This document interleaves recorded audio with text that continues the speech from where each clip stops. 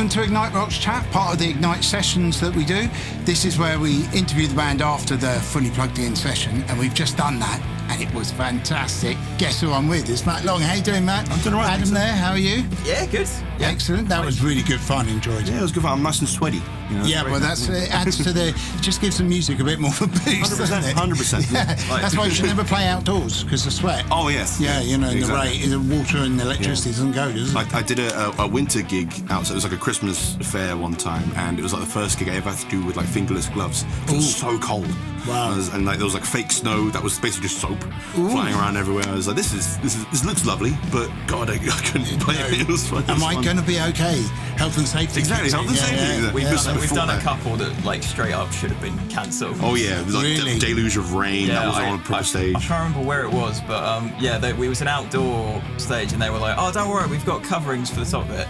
I barely covered the drum kit. Yeah. Wow. Yeah, our keyboard players at the front just like with a towel wiping stuff off the top of his keyboard. I mean, it's like the festival we did up in Wiltshire, and the rain came down. It was like, how are you supposed to play in that?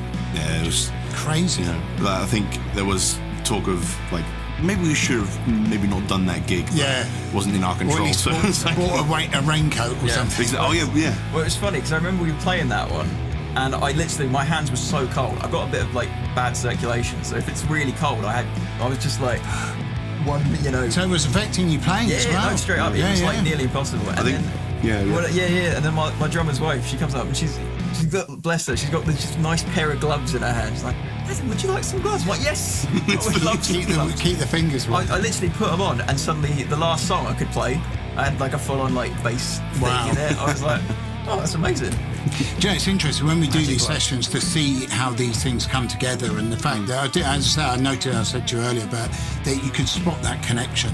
That you instantly knew what each other were doing. It was like fantastic, that silent communication through the art of music sort of thing. I think there is certainly an element of that I think it has to be for a lot of musicians. Really, you have to kind of be able to read each other really well, be able to get on really well.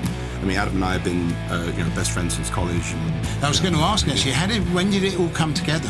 Well, we first met at ACM in Guildford. Okay. We were doing the performance degree there.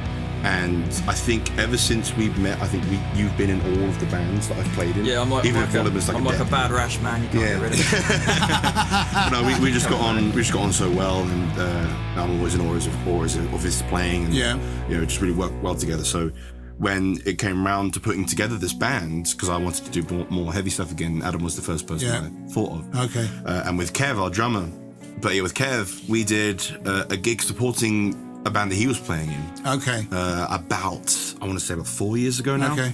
Something like maybe 5. And I remember looking at him being like, oh, he's a really good drummer.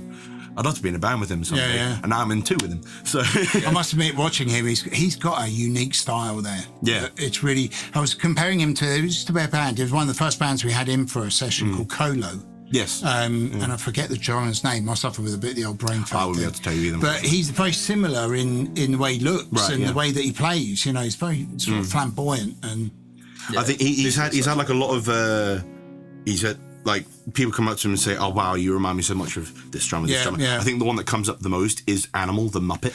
really, okay, that could be taken 2 different ways. I think that's a huge compliment. I think Animal is one of the greatest drummers of all time. My dude's got a great vibe. But it's funny. He always says like with this particular band, it's like, oh, I was the 3rd choice drummer, which is not true. So I'm gonna, but he will he'll me if I don't tell the story. But so we thought about, we wanted to ask Kev.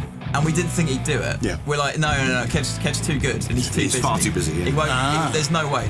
We won't even ask him. So we had another chap in, a friend of Matt's, come in for the first one, and I think he this is like Spinal Tap stuff. Yeah. I think he lost his house. He literally just vanished off the face of the earth for like a few months. The rehearsal was that bad. He got a new identity. Didn't think of it like that. It was really bad. Full on. He broke up with his girlfriend. He relocated, got a new house. So he's just like, we're like, you heard from Chris? I'm like, no. Disappeared. No, literally for like a couple of months, and we had some gigs lined up already.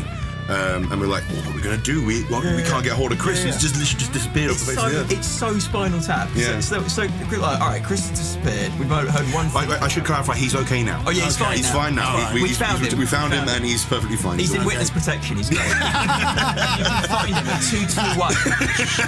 I didn't say that. We'll cut that bit out. Yeah, cut that out. There anything. But so yeah, and then we got another good friend of ours from ACM. We're like, man, we got this gig in like a month. Can you come down and just Depping's like, yeah, man, just send me stuff. No, I'll nail it. Like, just gonna nail it, no problem whatsoever. And then we're in tour in Spain, and he phones me up as we're getting into our hotel, like, hey man, yeah, broke my arm, didn't I? I'm like, have you? Cool. He's like, yeah, fucking broke my arm, didn't I? And bear in mind, the gig was about like a few days away. This is like our last gig in Spain, and it was like the next gig back was that gig. It was the next gig back. We had a bit of time. We had a little bit of time. We had a smidge of time. We got to rehearse with Kev. I remember that. Yes, that's true. We did. Actually, it can be done to play drums with one arm. I mean, well, so I said, exactly. Do a Def Leppard. It'd be great. Yeah, do a Def Leppard. But that's no excuse. I expect you at the gig. I love that story that Mutt Lang told, because he was their producer at the time, and after the accident, and what's his name, that drummer? Oh. God. But anyway, he went to visit him in the hospital, and he was already practicing. Mm-hmm. You know, just days after losing his arm, and he's already practicing. So I'll be on stage soon. Well, you would though, wouldn't you? Yeah. If you were that like dedicated to it, and like if the option was to either do it or not do it forever, you would do it. I've got so much respect for Def Leppard. Like they as a band, they've gone through like so much stuff. Yeah. Like the drummer, like their first guitar player. Yeah, didn't one of the guitar players go drugs super young. Yeah. It's like I love that band. They got. So what happened to your guy then in Spain? Oh no, yeah, no. So Luke broke his arm. He phones me up and he's like, yeah, man, no good. And we're like, God, we don't need more drummers. Yeah. I'm like, Kev won't do it. Surely not. Well, yeah, we literally thought like, Kev won't do it, but it's worth an ask. Yeah. We're like, he'll do it as a favour. He'll do this one off if we ask him nicely. And we're very lucky to have him, and I'm not just saying that. So was that the first time that you realised that there's something here? Well, yeah, when we got into the rehearsal room, because we had like 1.5 rehearsals before we actually could do the gigs. And as soon as Kev got in the room, he just smashed all the songs. Wow. We hadn't even finished writing them yet, and he was naming. And he was on it. It was fantastic. And that's what I always admire with musicians. They can just slip into it and just, Well, I think he comes from that background, because he as well as playing with a lot of the big bands, I think he also fills in for a little drums here and there. And also he runs a music school, a drum school, so things like that. So I think they all have like a communal thing where one of them can't do a gig, they'll gig in. So I think he's kind of used to being very much on the the beck and call kind of things. Well, it is a skill to be able to learn songs and transcribe stuff quickly. That was definitely one of the things that going to music college was great for me, because we were literally learning 2 or 3 songs, hard stuff as well. Like you guys are going to rock up to this workshop. You're going to play these 3 songs, different styles, as different stuff every week. You'd be learning like just a bunch of songs. You learn to transcribe stuff and learn stuff really quick. We've had quite a few bands from ACM, actually. Yeah. I mean, obviously, locality is easy. But well, exactly. But it is. It's incredible what you guys do, I have to say. And going back to that session I was saying at the start, wow, that was cool. I do love that it's like having your own personal gig. It's really, a little bit. I hadn't thought about that. But I think because at the time when we were doing the session, I think there was the band and 3 other people in the room. And we've done gigs to less people than that. Really? We've done gigs to 1 person. Not with this band. Not with this band. I should clarify. Not with this band. Different band. But we did do a gig to 1 person before. Yeah. And he loved it. That's the other side of the thing when you're on stage, and then if there isn't a crowd, or and like these new where people are in pods and exactly, that kind of stuff.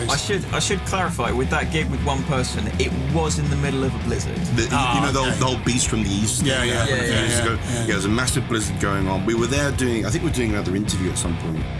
It was around the Cambridge area, and we were like, oh well, we're there, might as well book a venue, do a gig, because there's a long way to go for nothing really. Well, not nothing, but for no money essentially. So we're like, we'll do a gig. So we got there, and about half an hour into the time we were supposed to start playing, no one showed up. And I was like, no one's going to show up because there's a blizzard outside. It's like, it's fair enough. This tracks. Exactly, that's totally fair enough. I was like, we'll write it off, it'll be fine.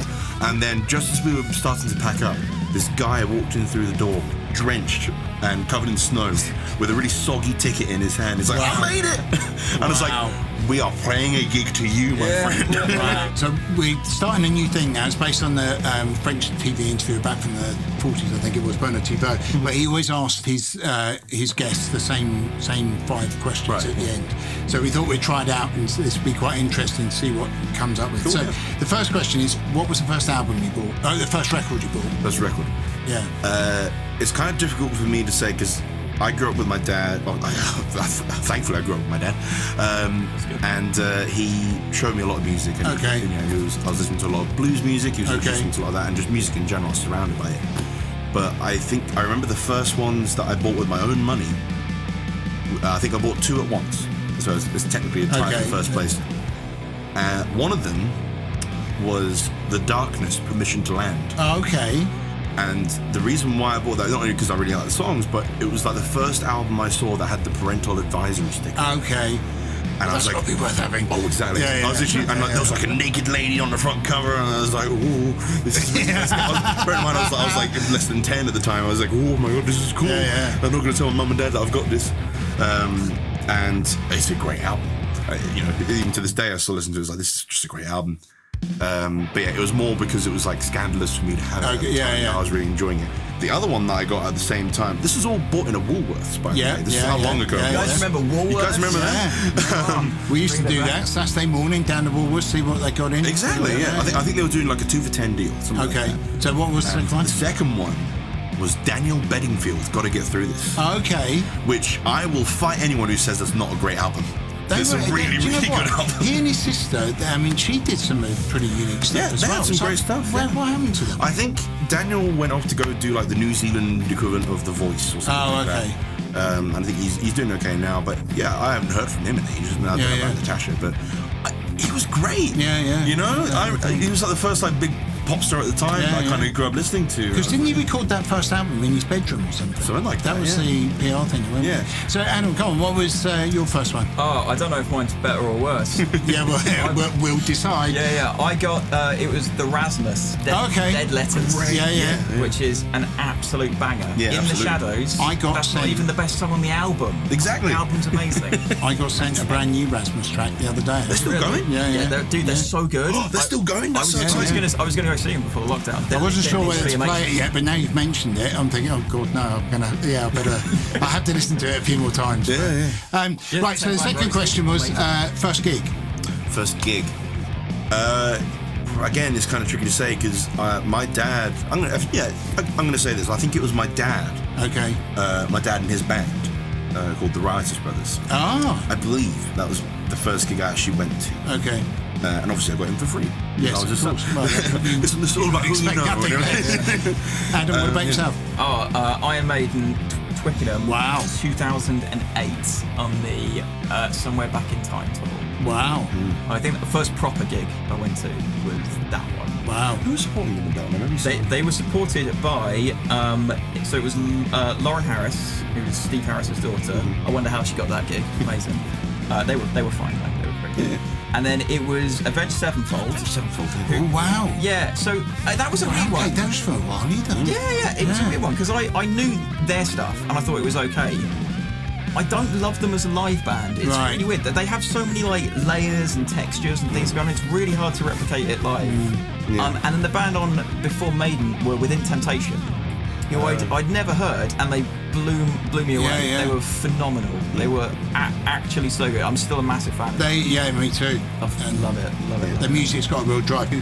And so the third question: what was the music you were listening to just before you got here, maybe, or the last record you were listening to? Just before we got here, the last new thing that I was listening to was the new Lamb of God album. Okay. Which I believe is a self-titled album, isn't it? Most recent one. Memento Mori. No, that's the first song of it. Yeah, I think it's like the title. It's very, very good. All right. I got into Lamb of God. I think actually you introduced me to it through ACM, and I think when we did like Metal Workshop songs, you asked to do one of their songs, and I was like, "This is awesome." So I picked. There's something special about that moment when you hear something that you just think, "Oh wow." Yeah. I was watching an interview with CJ from Dream State. and she was talking about Linkin Park, and I used to be really into Linkin Park, and I listened to her. The first track that got her into Linkin Park was the same one that got me into them, was Numb. Yep. And I listened back to Numb, the original version. It's like, God, I haven't heard that in ages. What a track! Oh, great band, great album. Yeah. But people stop doing new metal. You know, you can't copy that stuff. It's like, well, yeah. I mean, it was very. I hate to say of its time, because there are still some good bands who do that kind of stuff, but there was definitely a boom of it in the early 2000s. With like Linkin Park and all those kind of bands, Rage Against Machine, I guess we're kind of in that kind of area as well, Disturbed, things like that. They're still great bands, but I think just music evolves in general anyway, so I think actually going back to what you were saying earlier about music that doesn't date, that you always, because that music, people hear it for the first time today, it will always remind them of that moment, It's Numb's hard to listen to now because it was a very I don't even know, 14, 15-year-old emo. I mean, my first album was a Rasmus album. I had a vibe. But I remember that one that you mentioned, what was that one? Dead Letters. No, the track that launched them, where it was with the mirror. Oh, In the Shadow. In the Shadow. That's a tune. That one's a banger. It's funny, I can remember the video, but I can't remember that one's a banger, but there's some really great songs on that album. Yeah. Guilty, Falling's on there. Yeah. What's the one where they're the videos them on a racetrack? Now I'm doing it now. I can't remember. No, you're far too young to have this mad cow to tease. I can't remember, but it was very good. There's a fourth and a fifth question, and I can't remember what the fourth one was. But the fifth one. Did you answer what you listened to recently? The last record I listened to was Prince's second album. I think it's just called Prince. He's another one that we were talking earlier about, that Rick Beato and the reviews that he does and stuff. And when he talks about some of those older tracks, like from Prince, it was like, oh my God. Yeah, but you really break apart those songs. Yeah. It's just do it's such a shame when you think Prince gone, Linkin Park, Chester Bennington gone. I saw Chester Bennington and Chris Cornell did a track together. It was a bit. I didn't like it actually. It was a bit. I thought the performance was a bit overplaying on their. Well, it's difficult because they're so distinctive singers. Yeah, it's when you have them together, it's very much like a.